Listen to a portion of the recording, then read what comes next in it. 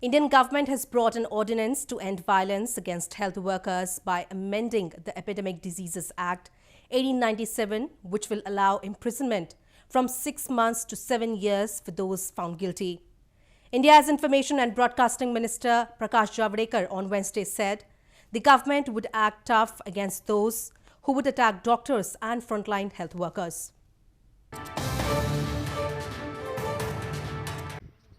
Indian government has issued an ordinance to protect health workers and all other frontline COVID-19 workers in the wake of the recent incidents of attack on them, under which cases of assault on medics will be non-bailable.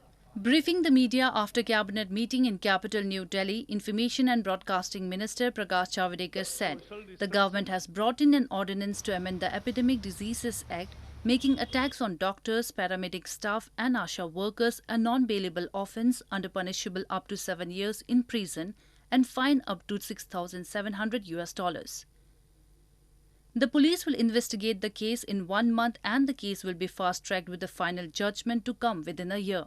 Today, Cabinet met under the chairmanship of Prime Minister Narendra Modi and approved promulgation of an ordinance to amend the Epidemic Diseases Act 1897 in the light of pandemic situation of COVID-19. And this actually protects the whole health fraternity. With 1,383 new cases and 50 deaths reported in the last 24 hours, India's total number of positive COVID-19 cases jumped to 19,984 as on Wednesday morning. The total number of cases include 15,474 active cases and 640 deaths.